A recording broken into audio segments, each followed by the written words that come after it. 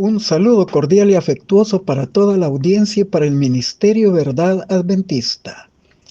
Agradecemos a Dios por el estudio del segundo trimestre de las lecciones de la escuela sabática Cómo entender la profecía bíblica y por la lección número 12 programada para el sábado 21 de junio, Precursores. Porque no nos ha dado Dios espíritu de timidez, sino de poder, de amor y de dominio propio. Segunda de Timoteo 1:7. En la medida que avanzamos en el tiempo del fin, la importancia del estudio de la Biblia se vuelve determinante, porque trata el destino final de la humanidad, especialmente en los mensajes del libro de Daniel y Apocalipsis, porque en sus mensajes se recalca que Dios está al control de todo lo que acontece y también está en la defensa de su pueblo. En esta semana analizaremos las historias de los que llamamos precursores del pueblo remanente del tiempo del fin, porque los desafíos que ellos enfrentaron se repetirán en una intensidad superior, ya que serán de magnitud y alcance mundial. Estas historias darán las bases para analizar el desafío del pueblo remanente en una dimensión universal, cuando todos los habitantes de la tierra se vean obligados a adorar a la bestia a su imagen y recibir la marca de la bestia so pena de muerte, como lo dice Apocalipsis 13 del 14 al 17 y advierte el tercer ángel en Apocalipsis 14:9. En la crisis final debemos de recordar las palabras de Jesús, el personaje central del libro del Apocalipsis, quien nos dice en Juan 14:1, no se turbe vuestro corazón, ustedes creen en Dios, crean también en mí. Debemos ver los eventos finales, aunque sean difíciles, con esperanza en Dios, ya que nuestras vidas están en sus manos y Él ha prometido: he aquí yo estoy con vosotros todos los días hasta el fin del mundo. Mateo 28:20. Nuestro estudio se concentra en el análisis de las historias de nuestros precursores en los siguientes temas. Número 1. Precursores del Antiguo Testamento. Los tres jóvenes hebreos, Ananías, Misael y Azarías. Número 2. Precursores del Nuevo Testamento, la iglesia primitiva, la iglesia apostólica y la iglesia del desierto, finalizando, como es nuestra costumbre, con las aplicaciones pertinentes. Comencemos con precursores del Antiguo Testamento, los tres jóvenes hebreos, Ananías, Misael y Azarías. La profecía del capítulo 2 de Daniel fue escrita casi 6 siglos antes del nacimiento de Cristo. Es una de las más amplias descripciones del escenario del mundo que alcanza al tiempo del fin. El profeta parte de Babilonia, el reino que estaba en desarrollo, y presenta una secuencia ininterrumpida de imperios, siendo seguido de los medos y persas, siendo el tercero los griegos y el cuarto Roma imperial, la cual se fragmentaría en lo que conocemos hoy como la Europa medieval, debido a las invasiones bárbaras. Y de estas naciones fue profetizado por Daniel que ellas se mezclarían por medio de alianzas humanas y casamientos, como estrategia de unificar reinos y poder, pero el profeta añadió que no se unirían el uno con el otro, así como el hierro no se mezcla con la arcilla. Daniel 2:43. Los esfuerzos de unificarse serían infructuosos por establecer un liderazgo mundial y hegemonía.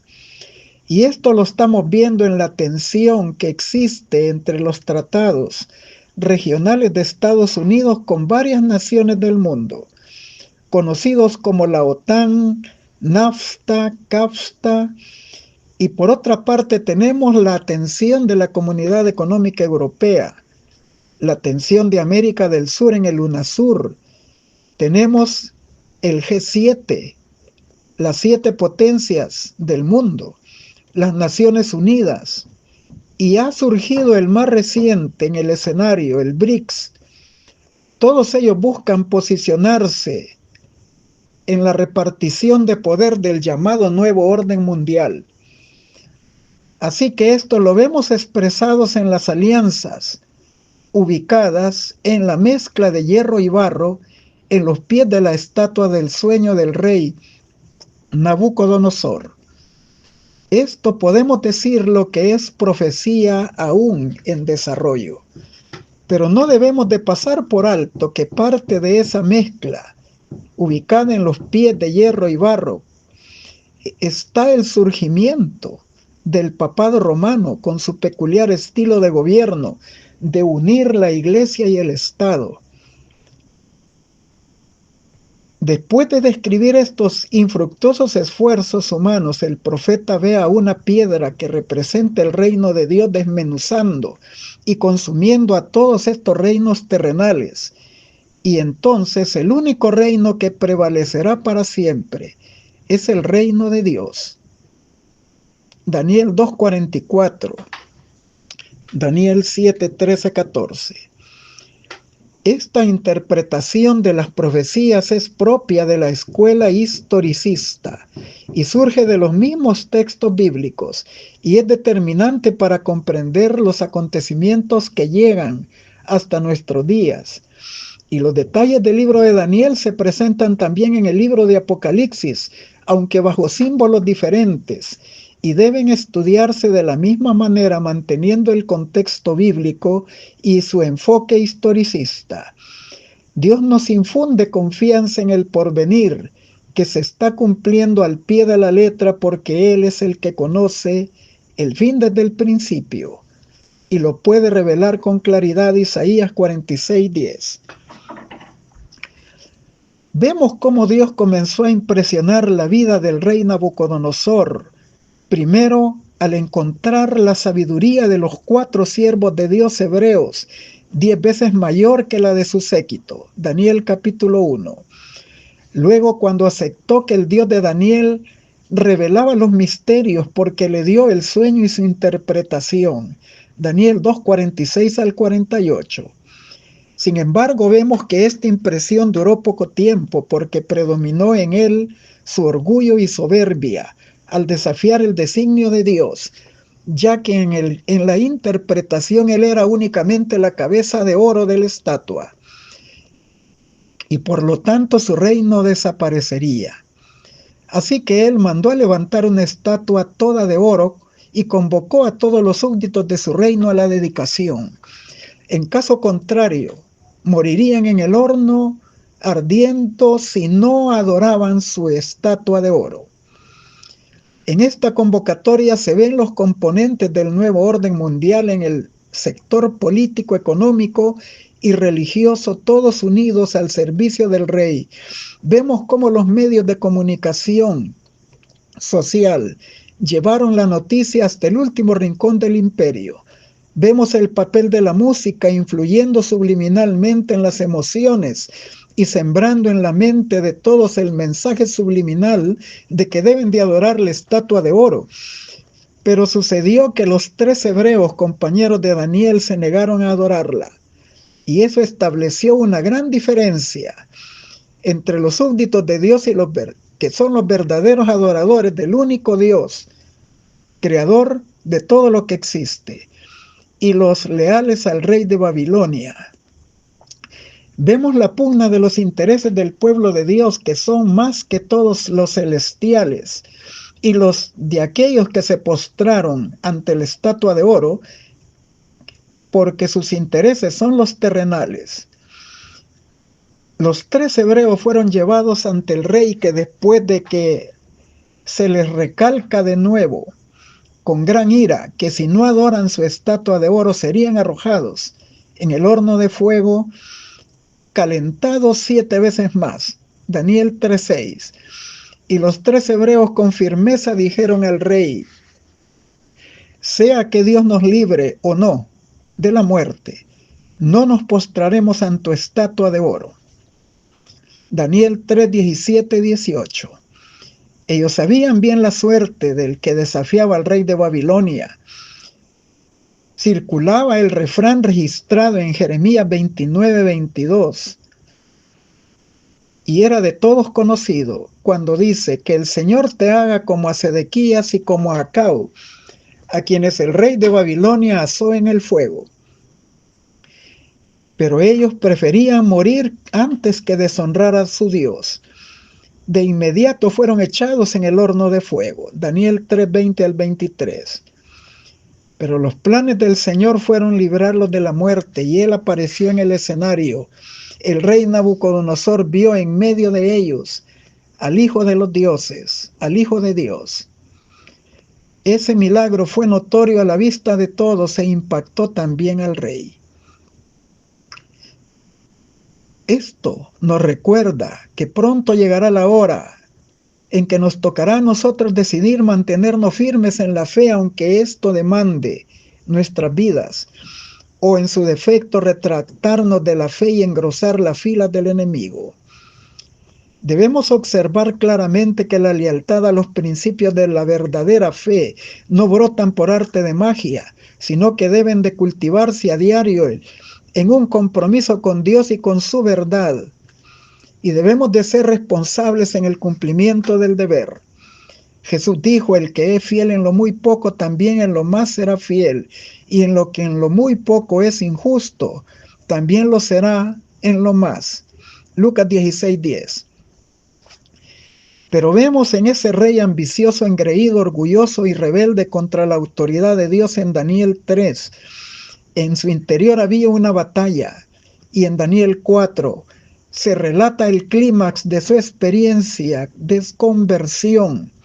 Él se volvió finalmente en un adorador del Dios verdadero y da su testimonio. Después de ser advertido por Daniel que si no abandonaba su soberbia, vendría un juicio que lo humillaría por 7 años y lo haría vivir como una bestia. Cuando el rey volvió a la cordura, testificó de su conversión al Dios verdadero. Y es muy probable que hay muchos de nosotros, si nos salvamos, lo encontremos en el reino que tanto desafió.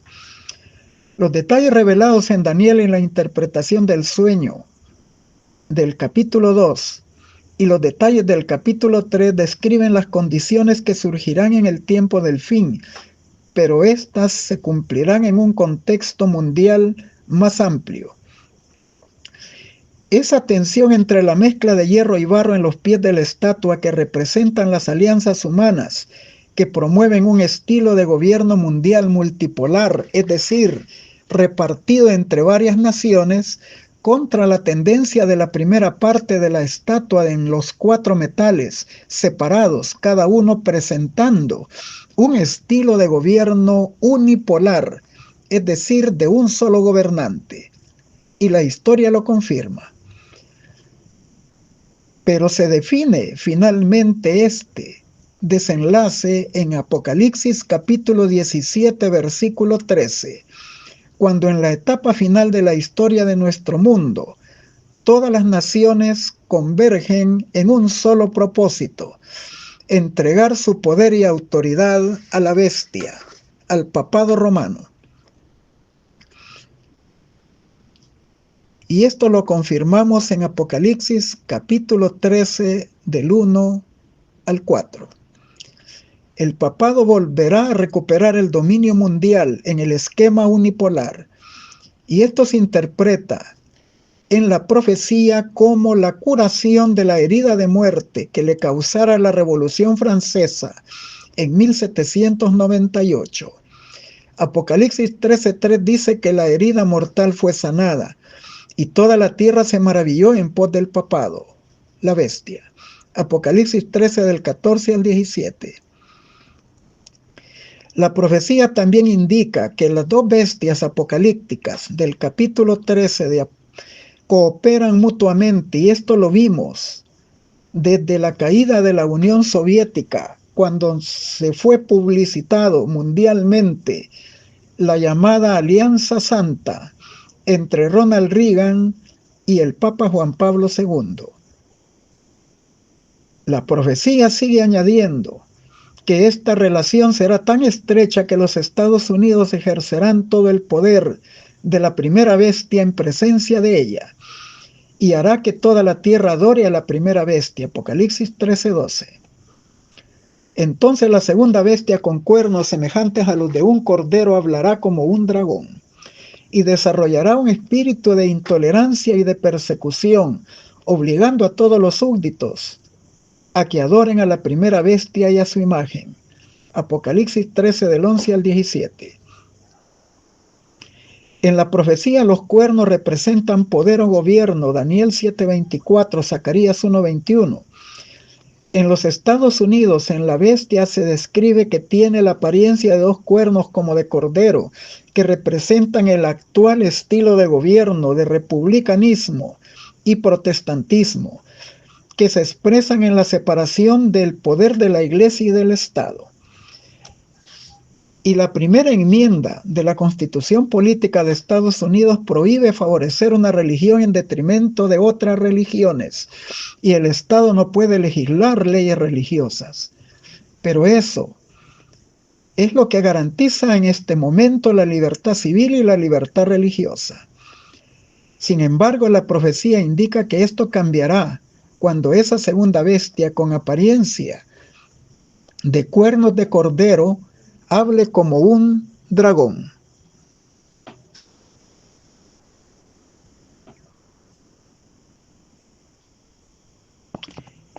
Esto implica de que adjurará a sus principios constitucionales y manifestará un espíritu de intolerancia y de persecución contra quienes no se sometan a sus planes, que están revelados en la misma profecía, en la imposición de la marca de la bestia.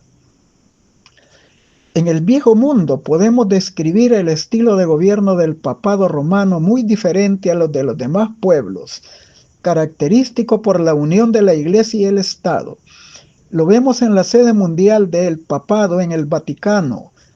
El Papa es un jefe de Estado, pero a la vez es el jerarca de la Iglesia católica, apostólica y romana. Así que en su seno une la Iglesia y el Estado. La historia confirma que el papado tenía a su servicio el poder de los países sujetos a su autoridad. Ellos usaban sus legislaciones propias para castigar los delitos, inclusive el delito de la herejía. El tribunal del Santo Oficio de la Inquisición juzgaba y condenaba, pero el castigo era aplicado por el poder del Estado. Para que los Estados Unidos de Norteamérica formen la imagen de la bestia, debe de adjurarse de los principios de separación de la Iglesia y el Estado, y entonces el poder del Estado y su legislación estará al servicio de las iglesias e impondrán leyes religiosas que violarán los derechos de la libre conciencia. Y habrá entonces intolerancia y persecución en América protestante. La profecía revela las sanciones que se aplicarán a quienes no acepten la imposición de la marca de la bestia. No podrán comprar ni vender, y luego será la pena de muerte. La marca de la bestia es la marca de la autoridad del papado en cumplimiento de Daniel 7:25, pues dice la profecía, entre otras cosas, y pensará en cambiar los tiempos y la ley. La profecía responsabiliza de esta transferencia de la solemnidad del día de reposo, el sábado bíblico, hacia el domingo, al papado. Está bajo su autoridad y no bajo la autoridad bíblica. Durante gobernó parcialmente en el período de supremacía de 1260 años, lo impuso, pero ahora en el sanamiento de su herida mortal lo impondrá a nivel mundial con la ayuda de la segunda bestia, los Estados Unidos de América. Hará que todo el mundo adore en domingo mediante leyes dominicales que llevarán a pisotear al sábado bíblico so pena de no comprar y vender, y finalmente so pena de muerte. Apocalipsis 13, 14 al 17. Por la influencia de los Estados Unidos a nivel mundial y la del papado romano aún en el viejo mundo, se hará que todo el mundo adore a la bestia a su imagen y reciba su marca. Apocalipsis 14:9 o morir. Apocalipsis 13:14 al 17. Esto repite el escenario de que el que no adorara la estatua de oro del rey Nabucodonosor moriría calcinado en el horno de fuego ardiendo. Daniel 3:15. Vemos entonces que lo ocurrido en el pasado era un pálido reflejo de lo que ocurrirá en el tiempo del fin, porque será a nivel universal.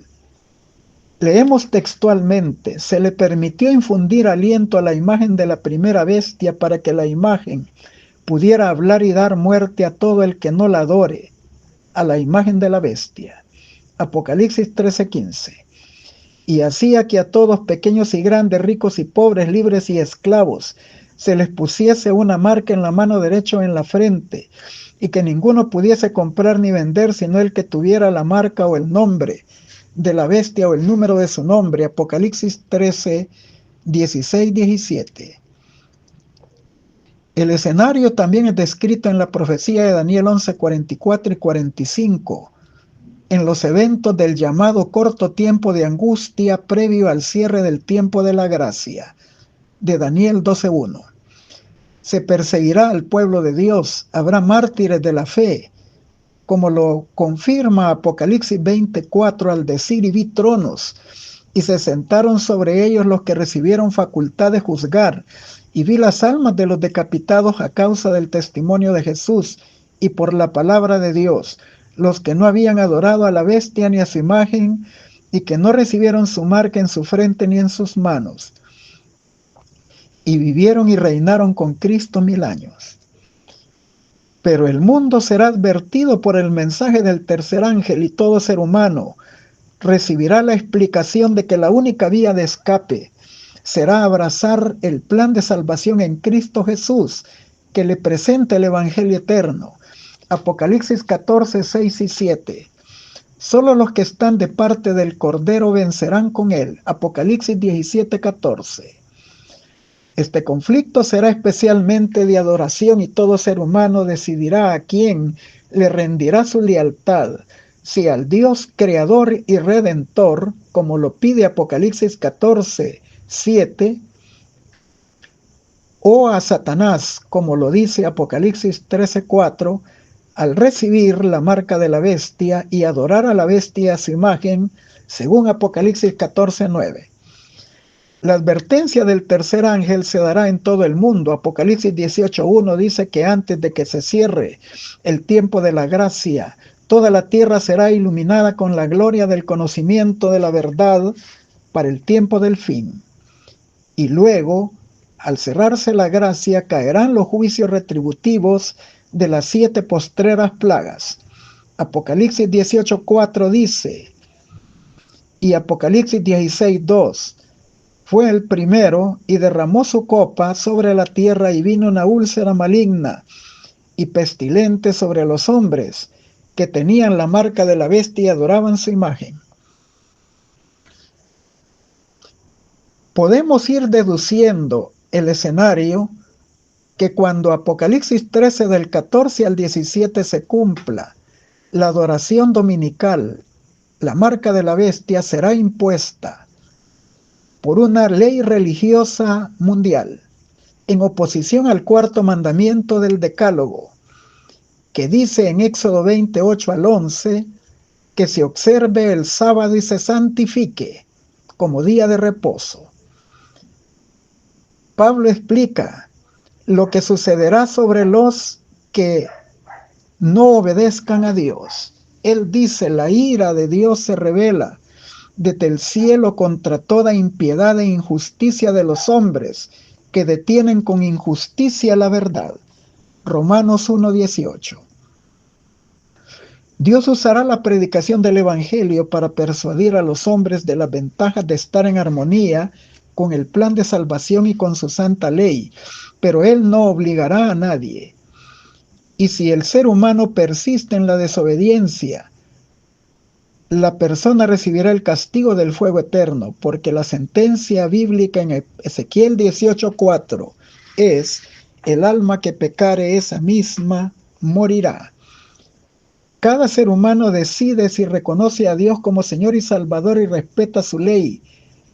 Eclesiastés 12:13 dice: el fin de todo el discurso oído es este: teme a Dios y guarda sus mandamientos, porque esto es el todo del hombre.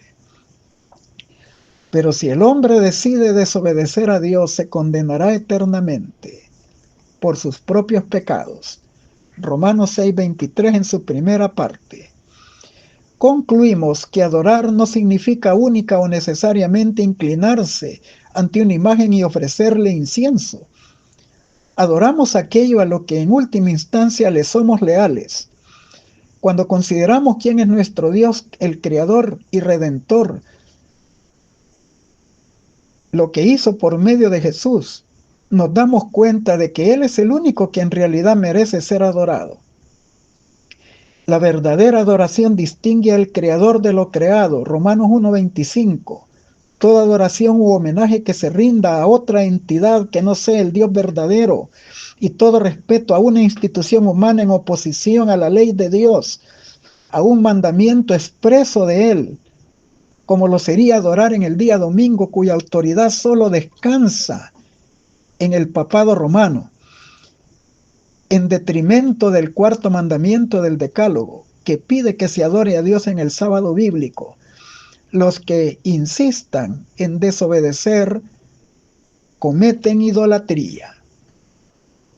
El castigo final será aplicado después del milenio. Los que adoran a la bestia y su imagen y reciben su marca recibirán el castigo del fuego eterno. Apocalipsis 19:20 dice: y la bestia fue apresada y con ella el falso profeta que había hecho delante de ella las señales con las cuales había engañado a los que recibieron la marca de la bestia y adoraron su imagen. Estos dos fueron lanzados vivos en el lago de fuego que arde con azufre. Y el último versículo de Apocalipsis 20 dice: y el que no fue hallado inscrito en el libro de la vida fue lanzado en el lago de fuego y azufre, que es la muerte segunda. Por lo tanto, nuestras decisiones tienen consecuencias eternas, y la única vía de escapar de la crisis final es amparados en la protección divina, en su plan de redención en Cristo Jesús, y haciendo su voluntad. Continuamos con precursores del Nuevo Testamento: la iglesia primitiva, la iglesia apostólica y la iglesia del desierto. Nos corresponde identificar a los precursores del Nuevo Testamento. La iglesia primitiva. Esta incluye a la iglesia apostólica fundada por Jesús. Se extiende en los primeros siglos después de la resurrección y ascensión del Señor, y se caracteriza por el crecimiento rápido, el énfasis en las enseñanzas de los apóstoles y su compromiso con la práctica de la fe en la vida comunitaria. Después de la época de oro del Pentecostés siguió una enconada persecución de la iglesia por los judíos, y se destacó el papel de Saulo de Tarso después del martirio de Esteban. Hechos 7:57 al 60, Hechos 8 del 1 al 3. El papel del Sanedrín judío contra los apóstoles, Hechos capítulos 4 y 5, y en Hechos 12 del 1 al 4, vemos al rey Herodes matando a filo de espada a Santiago y poniendo en prisión a Pedro con las mismas intenciones. Y luego de la conversión de Saulo de Tarso, convertido a Cristo como apóstol Pablo, él recuerda lo que sufrieron en manos de sus mismos hermanos de sangre. En 1 Tesalonicenses 2 del 14 al 16, Jesús ya les había advertido esto a los discípulos: estas cosas os he hablado para que no tengáis tropiezo. Os expulsarán de las sinagogas, y aún viene la hora cuando cualquiera que os mate pensará que rinde servicio a Dios. Juan 16:1-2. Y luego añadió: estas cosas os he hablado para que en mí tengáis paz. En el mundo tendréis aflicción, pero tened buen ánimo, yo he vencido al mundo. Juan 16:33. Entonces, en la etapa de la Iglesia Apostólica, vemos la tensión entre el judaísmo y el cristianismo. Pero luego el libro de los Hechos sigue describiendo cómo algunos creyentes se salvaron y otros fueron mártires de la fe. Este escenario se repetirá en la medida que nos acerquemos al fin del tiempo, en la experiencia del pueblo remanente. El segundo poder que persiguió la iglesia primitiva fue la Roma imperial, y se destacan las incursiones de César Nerón, quien ordenó que Pablo fuera decapitado y que Pedro fuera muerto, crucificado cabeza abajo. Y también se destacan las incursiones de los emperadores Aurelio, Decio, Valeriano y Diocleciano. Apocalipsis 2:10 menciona que fueron en el período del mensaje de la iglesia de Esmirna 10 años de persecución intensa, desde el año 303 al 313. En Apocalipsis 12:13 se menciona bajo el símbolo de la mujer iglesia, que dio a luz al hijo varón, Jesús, que fue perseguida por el dragón imperio romano, el mismo que quiso destruir a Cristo recién nacido en el tiempo de Herodes. Apocalipsis 12:4. Y en este periodo se explica la tensión entre el paganismo y el cristianismo. El tercer poder perseguidor de la mujer iglesia en la Edad Media fue el papado romano, según Daniel 7:25, ya que se enfatiza el periodo de su supremacía temporal de tiempo, tiempos y medio tiempo, el cual figura en el libro de Apocalipsis 12:14 y en Apocalipsis 12:6 como 1260 años, desde el 538 a 1798. Y a esta etapa se le conoce como la iglesia del desierto, ya que la iglesia huye al desierto. Este desierto son los lugares donde hallaron asilo y refugio los prerreformadores y los reformadores protestantes al ser perseguidos por la Inquisición romana. Tenemos entre los prerreformadores a los albigenses, hugonotes, anabaptistas, que fueron exterminados por completo por la Inquisición, y personajes prominentes como Wycliffe, Jerónimo, Juan Hus, muertos en la hoguera, y las persecuciones a los valdenses que todavía sobreviven. Entre los propios reformadores tenemos a Baxter, a Whitefield, a Latimer, a Tyndall, que murieron por la Inquisición, y otros como Juan Calvino Lutero, Felipe Melanchthon y Olorico Zwinglio, que sobrevivieron y firmaron la Confesión de Augsburgo, que reveló lo que hoy se conoce como la protesta o el protestantismo. De ellos derivaron posteriormente otros grupos como menonitas, bautistas, puritanos, que todavía sobreviven. Tenemos la contribución fundamental de los valdenses y de otro llamado Erasmo de Rotterdam, para poder, de su texto griego traducido, de los originales, el texto recibido, lo que ahora conocemos la Biblia protestante, llevada a las últimas revisiones por Cipriano de Valera y Casiodoro de Reina. A ellos les debemos el privilegio de poseer un ejemplar de la Biblia en el idioma del pueblo. Ellos, junto con todos los traductores de diferentes lugares del mundo, llevaron al acceso al pueblo el conocimiento de las Sagradas Escrituras. En esta etapa se cumple la profecía de la migración a las tierras de Norteamérica de los llamados padres peregrinos en el barco Mayflower. De esto surge proféticamente la formación de Estados Unidos, según Apocalipsis 13:11, como la segunda bestia, con cuernos que aparentan ser de cordero, y que sube de la tierra.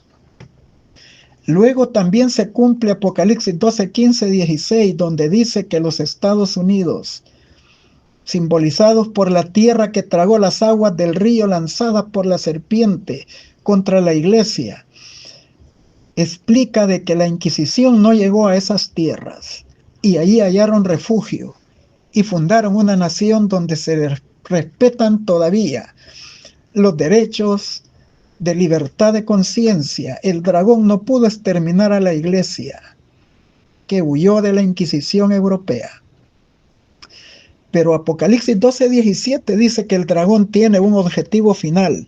Se lanzará con gran ira contra los descendientes de la mujer, los que guardan los mandamientos de Dios y tienen el testimonio de Jesucristo. Ellos son el remanente escatológico. Esto se cumplirá cuando la segunda bestia, Estados Unidos, apoya a la primera bestia, el papado, imponga su marca de adoración el domingo y persiga al pueblo de Dios, so pena de muerte. Un conflicto en escala global. Apocalipsis 13 del 14 al 18. El triple mensaje angélico acompañando al Evangelio eterno en Apocalipsis 14 del 6 al 12 se convertirá en un fuerte pregón con el poder de la lluvia del Espíritu Santo, la lluvia tardía. Apocalipsis 18, 1 y 4. Se advertirá al mundo de lo que acontecerá antes de que se derramen las 7 plagas postreras. Se hará la última invitación de la gracia para que abandonen el error y abandonen Babilonia la Grande. Apocalipsis 18:4, para que se integren y formen parte de la iglesia fiel que rechaza la marca de la bestia, ya que Dios solo reconoce como sus santos a los que guardan los mandamientos de Dios y tienen la fe de Jesús. Apocalipsis 14:12. Es bueno reconocer que Apocalipsis 6 del 9 al 11 informa que el número de mártires de la fe no está completo.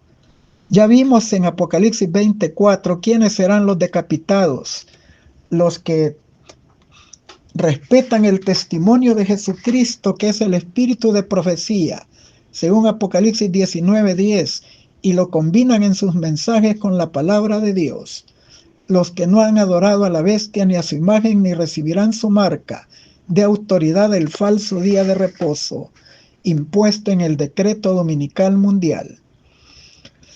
Muchos serán mártires de la fe, como ya también lo relatamos en Daniel 11, 44 y 45, en el llamado corto tiempo de angustia previo al cierre del tiempo de la gracia. Pero Dios no permitirá que se extermine a su pueblo. También después del sellamiento no habrá ningún mártir de la fe entre los sobrevivientes. Entre ellos se cuentan los 144,000, Apocalipsis 14:1 y 15 del 2 al 3. Pero también habrán millares que escaparán de los juicios de las 7 plagas postreras en la hora 11 al aceptar la verdad. Las descripciones bíblicas indican que algunos estarán escondidos en cuevas, en cavernas de la tierra y del mar, en montañas, así como los valdenses en el Piamonte. Otros serán librados de las cárceles de la tierra, pero serán preservados por su fidelidad a Dios y su gracia, porque Él prometió estar con su pueblo todos los días hasta el fin del mundo. Algunas personas se muestran aún escépticas, ya que ha pasado mucho tiempo y no se han cumplido los anuncios de la marca de la bestia y la aprobación de leyes dominicales en Estados Unidos y en el mundo, acompañadas de la restricción de no comprar ni vender, seguidas del decreto de muerte, en contra de los infractores. Incluso, por esas razones dudan de nuestra interpretación de los eventos finales y del papel central del sábado versus domingo en la etapa final del conflicto. Pero Apocalipsis 14:7 describe que la verdadera adoración distingue al Creador de lo creado, se rinde únicamente al Creador. Y Apocalipsis 14:9 dice que incurrirán en idolatría todos los que adoren a la bestia y a su imagen y reciban su marca. Apocalipsis 14:9. Los 3 imperativos de Apocalipsis 14:7 son: temed a Dios, dad gloria a Dios, y el último, adorar al Creador. Esto nos lleva al Génesis, capítulo 2 del 1 al 3 en el evento de la primera semana de la creación, donde Dios creó todo lo que existe en 6 días y instituyó la observancia del sábado como un monumento que postergaría el conocimiento del Dios creador. Y esto fue ratificado en la promulgación del Decálogo en el cuarto mandamiento, cuando dice en Éxodo 20 del 8 al 11, acuérdate del día de sábado para santificarlo, porque en 6 días hizo Jehová los cielos, la tierra, el mar y todo lo que en ellos hay. También está en Deuteronomio 5 del 12 al 15. Por lo tanto, la observancia del sábado será la señal que identificará al Dios verdadero, el Creador, y al pueblo de Dios que le obedece. Ezequiel 20:20. Y por lo tanto, en términos de adorar al Dios verdadero, la observancia del sábado es una parte central de la verdadera adoración. Así que podemos comprender que el conflicto entre el bien y el mal es una pugna entre la verdadera y la falsa adoración, en donde el papado es el responsable del cambio del sábado al domingo, Daniel 7:25, y el protestantismo es su cómplice en imponer la marca de la bestia el día domingo, so pena de muerte. Como explicamos, la decisión de guardar el falso día de reposo el domingo será determinante, porque en el cuarto mandamiento se explica claramente que el sábado es el día de reposo y debe santificarse. Santiago capítulo 2 verso 10 dice que el que guarda toda la ley pero ofende en uno de sus puntos, se vuelve culpable de todos. Si después de haber sido amonestado debidamente por el mensaje del tercer ángel, se persiste en observar el domingo, se incurrirá en la transgresión de la ley, cuya única definición bíblica es pecado. Primera de Juan 3:4. La gran pregunta que debemos de hacernos es, ¿a quién rendiremos nuestra lealtad? ¿A Dios y a su ley? ¿O al papado y su marca de autoridad el domingo? Así que vemos a la iglesia primitiva apostólica, luego la vemos en la iglesia del desierto, como los precursores del pueblo remanente de los últimos días. Pero tenemos a un precursor más en este conflicto en relación con el sábado. A nuestro Señor Jesucristo, en su lucha, cuando Él era confrontado por los líderes religiosos de su época por su peculiar forma de guardar el sábado y obrar en él. Existían 39 restricciones rabínicas de cómo guardar el sábado, pero que no estaban basadas en la Torá ni en el Decálogo, sino en las tradiciones de los rabinos. Tenemos el ejemplo en Mateo 12:12, cómo Jesús plantea su base para hacer milagros en el sábado, diciendo, lícito es hacer el bien en el día de sábado. Incluso él le recalcó que ellos practicaban actos humanitarios, como el de sacar a una oveja del hoyo si caía en el sábado. Aunque ellos lo hacían por los intereses personales vistos en riesgo, sin embargo negaban la sanidad de un ser humano en el sábado. Y por eso Jesús les dijo, ¿qué hombre habrá de vosotros que tenga una oveja y ésta cayera en el hoyo en un día de sábado? ¿No le echa mano y la levanta? Pues cuánto más vale un hombre que una oveja. Por consiguiente es lícito hacer el bien en el día sábado.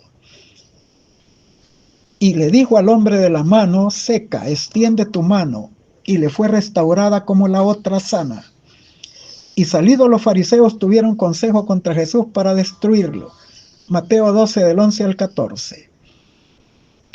Lo que la ley de Dios del Decálogo en el cuarto mandamiento prohíbe es el trabajo lucrativo para beneficio propio. Para eso da 6 días de trabajo. Pero no dice ninguna restricción a hacer obras humanitarias en beneficio del prójimo vulnerable. Fueron los rabinos los que instituyeron estas restricciones de sanar enfermos en los 6 días de trabajo y no en el sábado, Lo leemos en Lucas 13:14. Pero el jefe de la sinagoga se enojó porque Jesús había sanado a la mujer encorvada.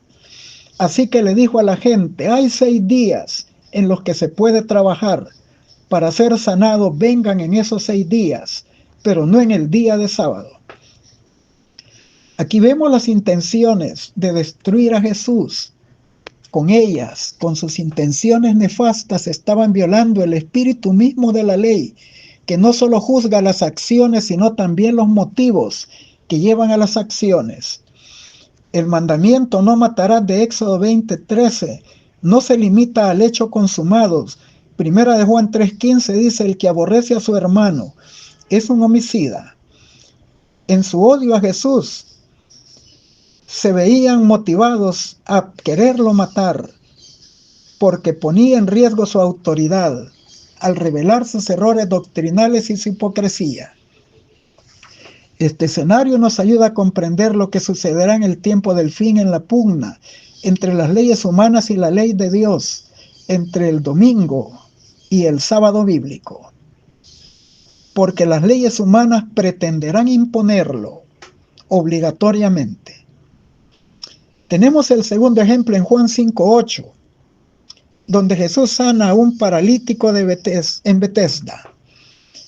Después de sanarlo, le dio la orden que se levantara, tomara su lecho y se fuera. Él cumplió al pie de la letra lo que le dijo su sanador. Dio testimonio público de su curación en sábado. Sin embargo, esto para los dirigentes era una violación de las leyes rabínicas. Y así como dice, entonces los judíos, en Juan 5:8, dijeron a aquel que había sido sanado en sábado: no te es lícito llevar tu lecho. Los dirigentes religiosos le interrogaron y le preguntaron quién lo sanó. En ese momento él no lo supo. Pero cuando se encuentra con Cristo en el templo y el Señor le dio más indicaciones para no volver a enfermarse, él divulgó que había sido Jesús quien lo sanó en Juan 5:16. Y dice: por esta causa los judíos perseguían a Jesús y procuraban matarle, porque hacía estas cosas en el sábado. Y cuando lo confrontaron, Jesús les habla en Juan 5:17: mi Padre hasta ahora trabaja y yo trabajo.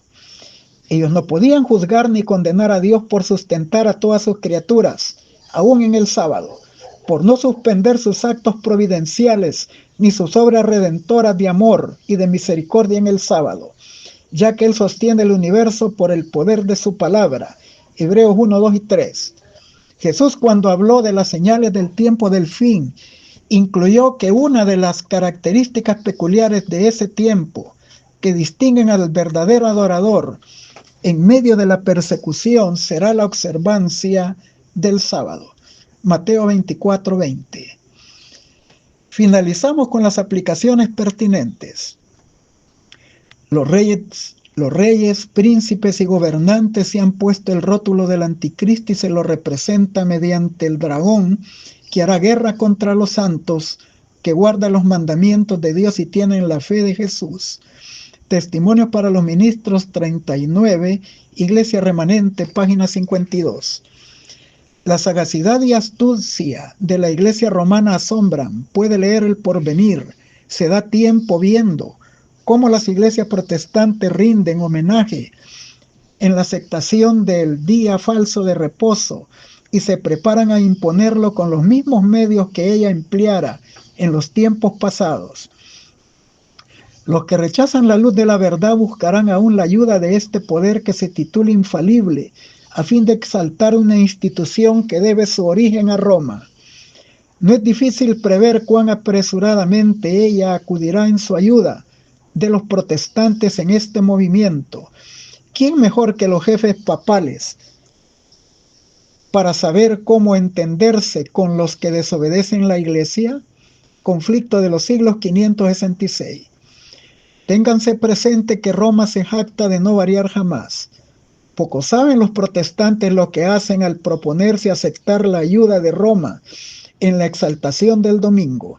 Mientras ellos tratan de realizar su propósito, Roma tiene su vista puesta en el restablecimiento de su poder y tiende a recuperar su supremacía perdida.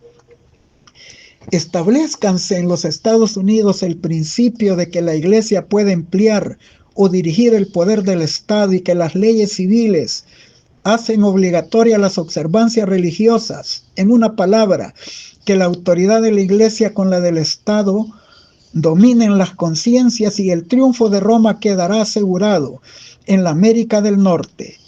Todo lo que Roma desea es asegurarse alguna ventaja, y esta ya le fue concedida. Pronto veremos y palparemos los propósitos del romanismo. Cualesquiera que crea u obedezca la palabra de Dios, incurrirá en oprobio y persecución. Conflicto de los siglos 566-567. La imagen de la bestia representa la forma de protestantismo apóstata que se desarrollará cuando las iglesias protestantes busquen la ayuda del poder civil para imponer sus dogmas. Después de amonestar contra la adoración de la bestia y de su imagen en el tercer ángel, la profecía dice: aquí está la paciencia de los santos, aquí están los que guardan los mandamientos de Dios y la fe de Jesús. En vista de que los que guardan los mandamientos de Dios están puestos así en contraste con los que adoran a la bestia y a su imagen y reciben su marca, se deduce que la observancia de la ley de Dios por una parte y su violación por la otra establecen la distinción entre quienes adoran a Dios y los que adoran a la bestia. Conflicto de los siglos 439 y 440. Cuando se invalide la ley de Dios y la iglesia sea zarandeada por terribles pruebas que conmoverán a todos los habitantes de la tierra, una gran proporción de los que se consideran ahora sinceros prestarán atención a espíritus seductores y se tornarán desleales y traicionarán cometidos sagrados. Llegarán a ser nuestros más encarnizados perseguidores. Los que apostaten en tiempo de prueba presentarán falsos testimonios contra sus hermanos y los traicionarán para obtener su propia seguridad. Denunciarán a sus hermanos indicando aún los lugares donde se hayan ocultado y guiarán a los lobos hacia su rastro. Cristo nos ha advertido, de hecho, de que a fin de que no nos sorprendan los métodos crueles e inhumanos que adoptarán familiares y amigos, descubriremos entonces que tendremos que desprendernos de todas las manos, excepto de la de Jesucristo. Los amigos mostrarán perfidia y nos traicionarán. Familiares engañados por el enemigo y convencidos de que sirven a Dios, nos harán frente y pondrán su máximo empeño para ponernos en situaciones difíciles con la esperanza que reneguemos de nuestra fe. Pero podremos poner confiadamente nuestra mano en la de Cristo en medio de las tinieblas y el peligro. Los seguidores de Cristo deben de saber que han de tropezar con el desprecio, serán vilipendiados, sus palabras y fe tergiversadas. Vemos la frialdad y el desdén como más difíciles de soportar que el martirio. Los padres se opondrán severamente a sus hijos que aceptan la verdad impopular. Los que sirvan escrupulosamente a Dios serán acusados de rebelión. Los bienes legados a hijos o familiares que creen en la verdad presente serán entregados a otras manos. Los tutores privarán a los huérfanos y a las viudas de sus legítimas asignaciones. Los que se aparten del mal se constituirán en víctimas de leyes decretadas para dominar las conciencias. Los hombres se apoderarán de bienes sobre los cuales no tienen ningún derecho. En un futuro cercano se cumplirán las palabras de Pablo: todos los que quieran vivir piadosamente en Cristo Jesús padecerán persecución. Maranata, el Señor viene, 194-195. La iglesia apóstata se unirá con los poderes de la tierra y del infierno para colocar sobre la frente o la mano la marca de la bestia e inducir a los hijos de Dios a adorar a la bestia y a su imagen. Procurarán obligarlos a renegar su fidelidad a la ley de Dios y rendir homenaje al papado. Entonces vendrán los tiempos cuando las almas de los hombres serán probadas, pues la confederación de la apostasía exigirá que los fieles súbditos de Dios repudien la ley de Jehová y la verdad de su palabra. Entonces el oro será separado de la escoria, y entonces se pondrá de manifiesto quiénes son piadosos, leales y sinceros, y quiénes son los desleales. Oh, qué cantidad de tamo será aventado por el bieldo de Dios, donde nuestros ojos alcanzan a ver fecundos trigales. Se verá la paja aventada por el bieldo de Dios. Todo aquel cuya vida no esté centrada en Cristo no podrá soportar la prueba en ese día, en tanto que los que están vestidos con la justicia de Cristo permanecerán fieles a la verdad y al deber.